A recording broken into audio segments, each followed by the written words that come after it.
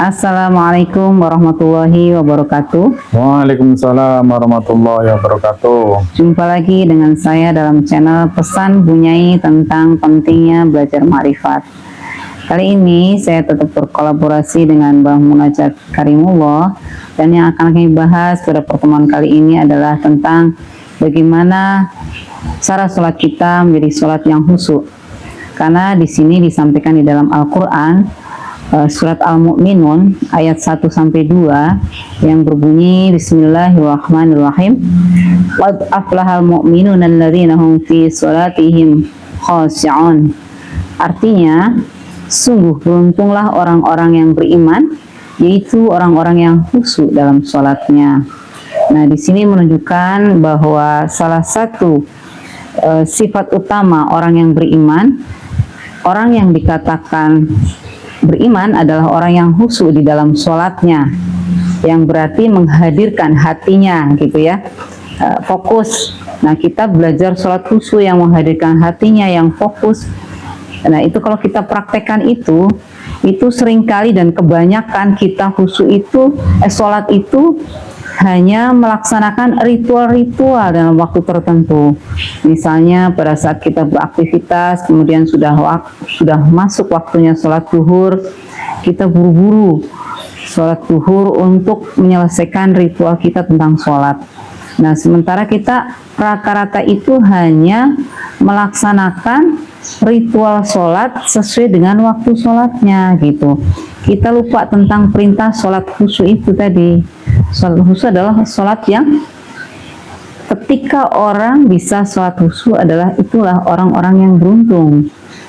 Sementara di Al-Quran dalam ayat yang lain bahwa orang yang lalai dalam sholatnya adalah diancam dengan neraka wail.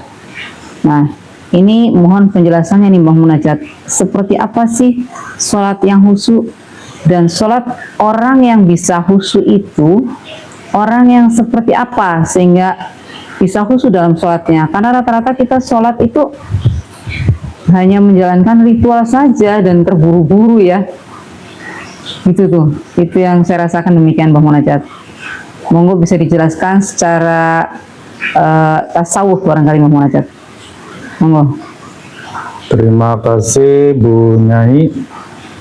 Pemirsa dimanapun berada, kami mencoba memberikan semacam view atau pandangan bagaimana sih sholat kita.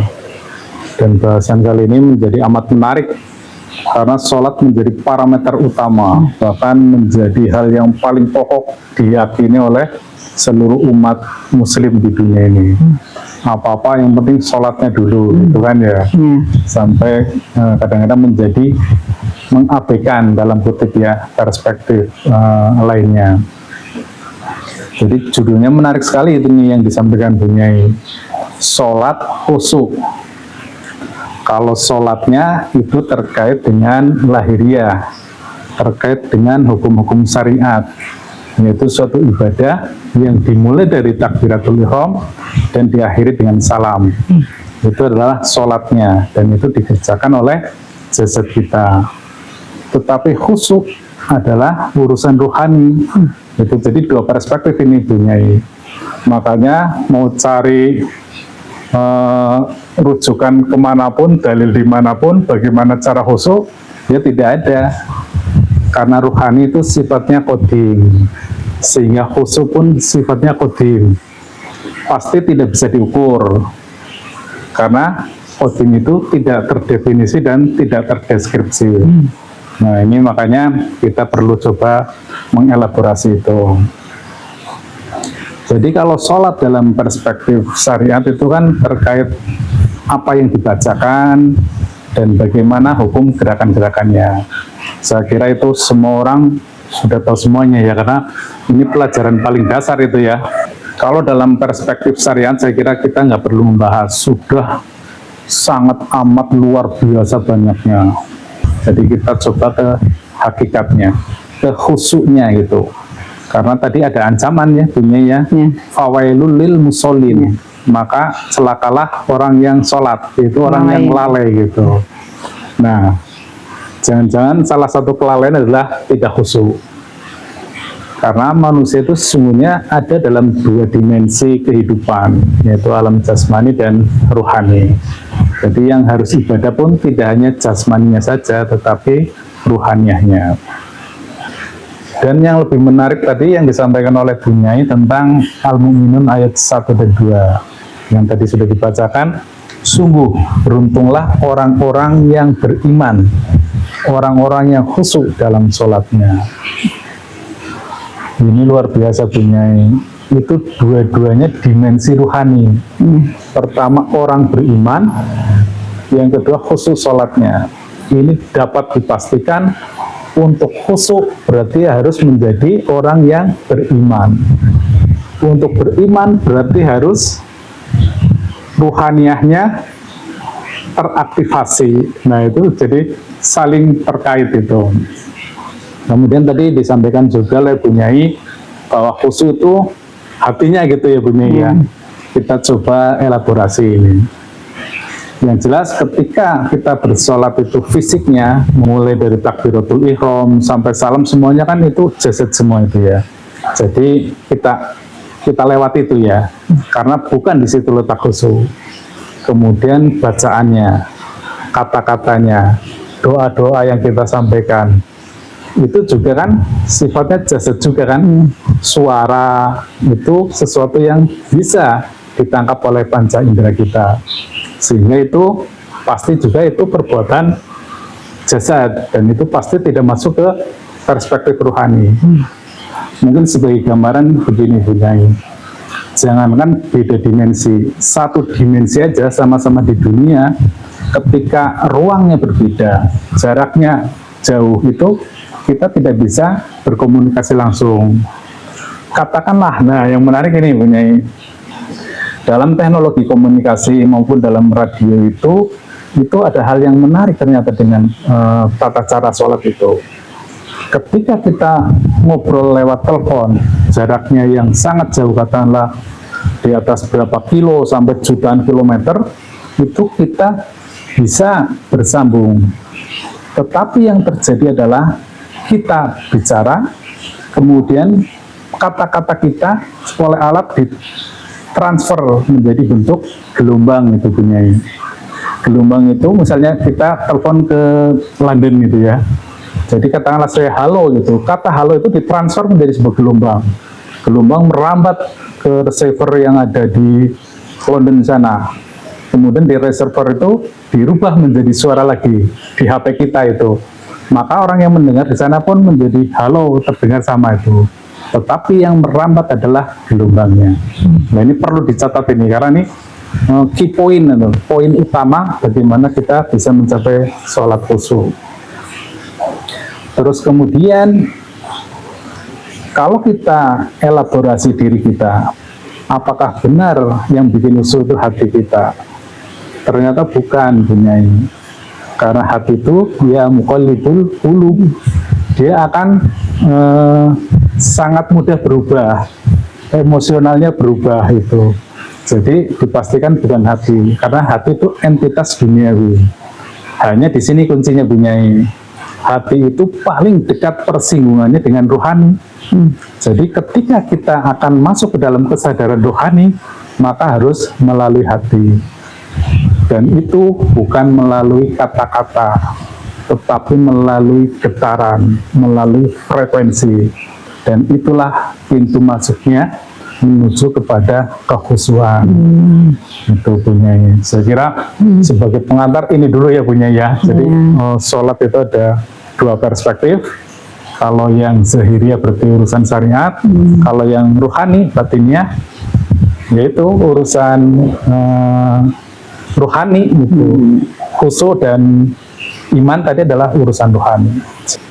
Saya kira ini dulu punya sebagai konstruksi berpikir logisnya. Iya ya, jadi diawali dengan orang yang beriman dulu ya, baru dia akan mendapatkan khusyuk di dalam sholatnya. Artinya tadi disampaikan oleh Mbah Munajat, bagaimana kita bisa menyalurkan gelombang kita tersambung kepada Allah yang ada di Maha Ruhani. Nah, ini kan juga ada tekniknya ya Monocet ya. Iya. Bagaimana supaya kita bisa khusyuk sehingga gelombang yang kita sampaikan dari kolbu kita, dari ruh kita, ruh yang sudah beriman itu bisa menyambung kepada Allah SWT tadi. Itu pastilah ada metodologinya ya Bang Munajat ya. Iya, Ini sehingga akan dihasilkan sholat yang khusyuk yang tadi disampaikan dalam surat Al-Mu'minun ayat 1-2 tadi. Hanya orang yang beriman yang bisa khusyuk di dalam sholatnya. Artinya seperti itu. Kategori yang beriman tadi yang sudah teraktivasi rohaninya sehingga gelombangnya bisa menyambung ke gelombangnya Allah yang ada di maha ruhani. Itu tadi. Nah ini metodologinya seperti apa ini Mbah Munajat? Nah, ya. Baiklah, punya ini sudah teknis dan ini memerlukan tingkat presisi tinggi gitu. Karena ini sebenarnya sama dengan ilmu tentang fisika punya ini. Saya ingat itu kawan saya Tesla itu menyatakan ketika kita ingin memahami misteri di semesta ini, maka pahamilah dalam terminologi energi, frekuensi, dan getaran. Jadi itu luar biasa itu Tesla itu tuh. Hanya seringkali umat Islam memahami secara sepintas saja. Padahal itu puncaknya ilmu pengetahuan di alam dunia ini punya ini. Jadi kalau kita ingin mengambil hal-hal yang bermanfaat, itulah ambil ilmu-ilmu pengetahuan yang ada di puncak-puncak itu. Karena di situ ternyata bisa bersambung dengan sistem ketuhanan ini. Kita pun tidak mungkin bersambung langsung dengan Allah yang ada di alam Maha Qadim, di alam Maha Ruhani, di ujungnya Maliki Yaumiddin, di alam Arsy itu tidak mungkin itu ini. Makanya ada namanya sistem tali wasilah. Nah, dalam sistem tali wasilah tersebut itu ada di alam Qadim. Jadi Allah ada di alam Maha Qadim, tali wasilah itu ada di alam Qadim. Nah, di situ ada yang namanya Ruhani Rasulullah atau biasa juga disebut dengan Nur Muhammad. Itulah sang adaptor dimensional yang mengadaptasi, yang mempersambungkan antara alam Maha Qadim dengan alam realitas di dunia ini. Karena itu beda dimensi yang memungkinkan hanyalah melalui getaran. Dan itu pun harus bertahap. Tadi tahap pertama sudah benar, punya itu melalui mengasah kolbu kita, hati kita, itu dengan zikir tertentu, yaitu dengan Allah, Allah, Allah, itu pun dilakukan secara sir, dan ini berulang-ulang dalam jangka waktu yang cukup lama. Mungkin secepatnya 1 tahun Bunyai. Jadi ritual itu pun harus dilakukan dengan sungguh-sungguh dan secepatnya 1 tahun itu. Maksudnya kalau yang awam-awam yang biasa ya pasti di atas 1 tahun itu untuk mengasah kolbu kita sehingga kolbu kita itu menjadi teraktivasi, menjadi automatically dia akan berzikir gitu. Allah, Allah, Allah, Allah itu. Tetapi tidak dalam bentuk kata-kata gitu ya. Silakan yang serius mempelajari ini pasti paham. Karena ketika hati kita menyebut Allah, ya paham suasananya seperti apa, suasana hati kita. Kecuali tidak ingin tidak ingin sholat khusyuk itu. Karena hanya lewat ini, selain itu tidak akan mungkin kita bisa khusyuk itu. Jadi urut-urutannya begini, Bunyai. Setelah kita mendawamkan zikir kepada jiwa kita, kepada kolbu kita, itu lama-lama kolbu kita menjadi otomatis. Nah ini berpeluang untuk bersambung kepada ruhannya kita. Dan itu memang beda ininya, Bunyai, beda dimensinya. Tidak bisa diceritakan, tidak bisa, karena itu gelombangnya sudah amat lembut sekali. Getarannya tuh amat tingkat kelembutannya itu luar biasa itu.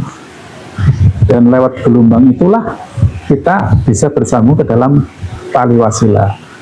Bagaimana hubungannya dengan khusyuk? Jadi ketika sholat kita akan mempertahankan posisi gelombang itu, Bunyai. Jadi nggak mungkin kita akan mengingat yang lain, itu nggak mungkin, pasti putus. Begitu otak kita mengingat yang lain, kita pasti putus itu. Makanya dalam sholat ini yang bagi saya yang masih belajar itu ya Bunyai, yaitu bacanya yang pendek-pendek, yang istilahnya yang sudah di luar ingatan itu. Artinya misalnya Al-Fatihah sama Al-Ikhlas itu kan sudah nggak perlu mengingat itu ya. Artinya rohani kita juga secara otomatis itu akan keluar itu, sehingga kita bisa mempertahankan getaran yang ada di dalam di bawahnya alam kolbu itu yang mempersambungkan dengan alam rohani. Tetapi tetap saja Bunyai, kelasnya saya kan kelasnya murid, kelasnya salik gitu, tetap kita harus dipersambungkan oleh seorang guru mursyid. Maka pentingnya disinilah kita mencari guru mursyid yang waris, yang bisa mempersambungkan rohaniah kita gitu. Tanpa itu ya tidak mungkin gitu. Kan kita dulu pernah belajar sholat khusyuk, gimana? Punya ceritanya? Yang coba yang dulu, pengalaman yang dulu itu. Itu dulu kan sholat khusus seperti tadi disampaikan oleh dalam Al-Quran surat Al-Mu'minun tadi, bahwa saya merasa sudah beriman, dan untuk khusyuk kita bagaimana hati kita itu fokus dalam bacaan-bacaan, dalam terjemahannya, sehingga kita bisa menghayati apa yang diucapkan. Kemudian kita belajar fokus apa yang kita baca dengan terjemahan, sehingga bagaimana itu menggunakan, karena pakai akal ini tadi, akal semua itu Bunyai. Kan jadi, dulu kita ingat ya, kita kan harus ngapalin artinya gitu ya. Iya, padahal itu kerjaan akal itu. Iya. Gitu. Kita makanya, kan hanya 1 rakaat mungkin masih bisa nih. Begitu kita ruku, bangun lagi, itu sudah berbeda lagi gitu, tidak fokus lagi. Jadi harus mencari-cari lagi gitu-gitu ya. Memang ini sulit sekali, betul, kalau kita hanya menggunakan akal dan panca indera. Karena sejatinya akal dan panca indera justru menghijab kita ketika bicara tentang khusyuk dan iman. Karena itu adalah masuk di alam ruhani tadi, jadi dimensi yang berbeda. Bagaimana kita menggapai dimensi yang berbeda di alam rohani dengan akal dan panca indera yang ada di dunia ini gitu. Ini menarik, ini poin menarik Bunyai. Iya. Justru akal sama emosional kita tuh menghijab rohani kita. Iya. Misalnya tentang bacaan. Alhamdulillah, Allahu Akbar. Begitu dikhususin gitu, malah sebenarnya itu hijab itu Bunyai. Jadi santuy aja kita, malah boleh dibilang jangan terlalu ini, agak datar-datar dan lembut itu sekali-kali itu. Jadi tidak mempengaruhi kondisi di dalam sini Bunyai itu. Soalnya kalau kita membacanya tergesa-gesa atau kemudian di lagu-lagu dengan indah-indah itu, malah fokus dengan fokus kita berubah. Fokus kita dengan bacaan, menikmati dengan keindahan bacaannya. Pada akhirnya kita lalai dengan tujuan kita pertama, bahwa Allah SWT itu tersambung, apa yang kita sampaikan itu tersambung kepada Allah tadi. Jadi ini memang dua hal yang berbeda ya Munajat ya. Betul. Karena tadi khusyuk dan iman adalah alam qadim, alam ruhani. Allah ada di maha ruhani. Bagaimana kita mencapai iman, mencapai sholat khusyuk yang di alam rohani? Tentunya kita memang harus pakai teknik tadi, metodologi yang disampaikan Munajat tadi, yang sudah teraktivasi ruhaninya, sehingga ruhani kita itu bisa menggapai gelombangnya guru mursyid. Kemudian guru itu yang gelombangnya itu yang kita akan menyatu dengan gelombang Rasulullah yang menuju Allah SWT. Karena sejatinya manusia itu tidak bisa langsung berjumpa dengan Allah. Ingat nggak pada saat Nabi Musa dulu ingin sekali berjumpa dengan Allah. Dia punya ingin sekali berjumpa dengan Allah, karena begitu syariatnya Nabi Musa. Jadi dia menantang Allah, aku ingin berjumpa. Maka di Bukit Tursina sudah dijanjikan ya, engkau akan melihatku di Bukit Tursina. Ternyata ternyata dia baru melihat apa ya, jadi sudah hancur ya gunungnya itu belum terlihat seperti itu. Artinya ini adalah kias ya, kiasnya bahwa Allah itu dimensi yang berbeda dengan manusia.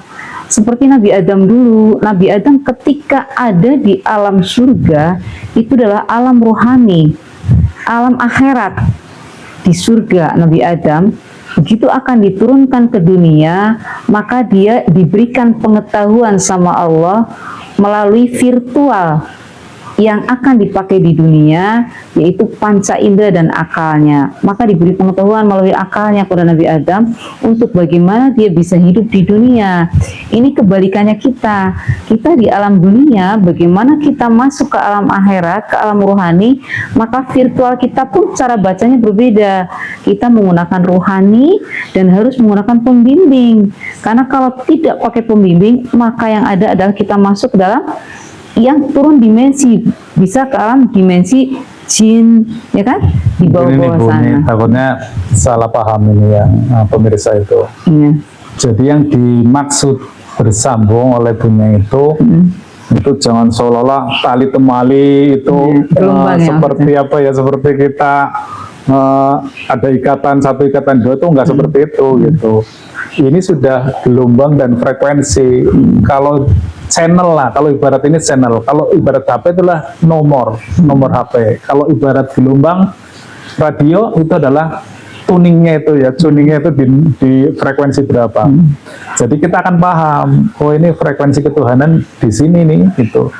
Tetapi itu melalui proses yang amat lama itu, dan itu bisa menemukan itu atas bimbingan guru mursyid yang sudah paham, yang sudah berkekalan dengan gelombang itu. Jadi intinya bagaimana kita menemukan gelombang mutlak itu, punya gelombang di ordinat 0,00 itu gitu. Prinsipnya sebenarnya seperti itu punya. Iya. Artinya gelombang 0,00 kalau kita bicara secara zahir memang nggak nyambung. Sebaiknya kita praktek. Kalau kita praktek kita tahu bedanya bahwa ketika gelombang itu kita nyambung, itu bukan kita.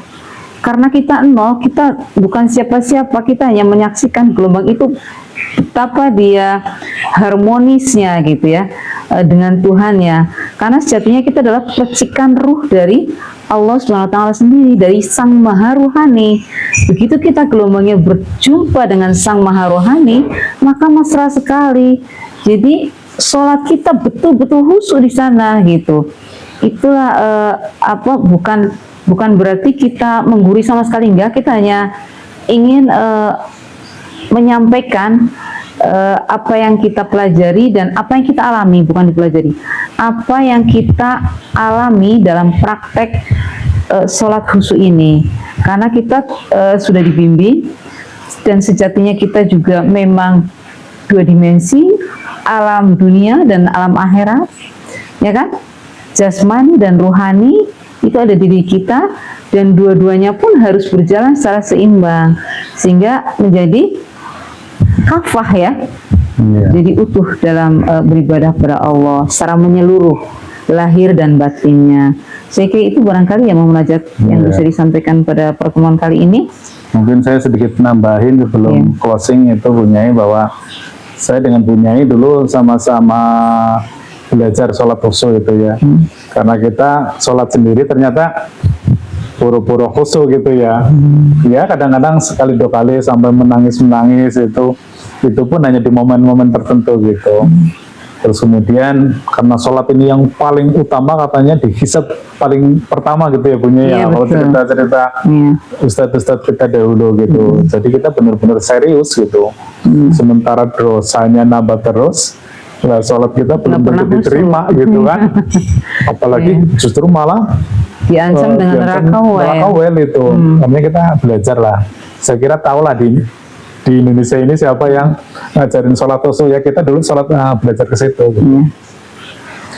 Tetapi sekarang saya baru paham itu kenapa dulu juga ya hanya sekali-sekali aja khusyuknya gitu. Memang kalau pas lagi dapat beningnya ya nikmat sekali itu. Tetapi tetap itu tidak bisa menjamin dan sangat rentan. Ketika baseline kita itu akal rasional, apalagi yang mengarti-artikan itu, wah itu pasti baru. Iya, pasti berubah. Kami bisa menjamin lah, kalaupun khusus ya hanya selintas-selintas. Kemudian hati atau kolbu itu juga berubah-ubah. Makanya hanya satu-satunya cara yaitu bagaimana ruhani kita menjadi pemimpin dalam diri kita. Karena ruhani adalah dimensi yang tertinggi dalam diri kita. Dan dimensi yang tinggi itu mengkontrol dimensi yang di bawahnya. Itu punya itu. Jadi hanya satu-satunya cara dan satu-satunya jalan melalui aktivasi ruhani, hanya dengan itu. Dan itu pun hanya memungkinkan ketika ada guru ruhani. Saya kira itu punya, semoga ini memperjelas dan memberikan wacana buat kita semua. Dan kita pun dalam rangka untuk ulu fisil mikaflah, kita berislam harus kaflah. Demikian Bunyai, terima kasih. Ya, saya kira itu yang bisa kami sampaikan pada pertemuan kali ini. Lain kesempatan kita akan sampaikan kembali bagaimana pengalaman-pengalaman kita dalam mencari ridho Allah. Mati itu pasti, jangankan mati yang sudah pasti gitu ya, saya akan kemana gitu, kita harus mencari betul. Di dunia aja saya mau lahiran, saya harus mempersiapkan bagaimana persiapan kelahiran anak dan lain-lain. Mau kerja saya harus mempersiapkan apa yang harus saya persiapkan, pengetahuan apa, apalagi ini mati menuju Allah, kan saya takut sekali. Maka itu kami selalu mencari, dan kita ingat janji Allah, ketika kita mencari Allah dengan berjalan, maka Allah akan menyambut dengan berlari. Itu saya yakin itu. Dan alhamdulillah kami dipertemukan dengan ilmu ini, maka kami ingin bercerita pengalaman kami, dan mudah-mudahan bisa menjadikan pencerahan pada kita semua untuk bagaimana kita bisa mencapai sholat yang khusyuk. Saya kira itu ya Bang Munajat ya, yang bisa kami sampaikan pada pertemuan kali ini. Mohon maaf jika banyak hal yang kurang berkenan. Akhir kata, ilahi anta maksudi wa ridhoka matubi. Wassalamualaikum warahmatullahi wabarakatuh.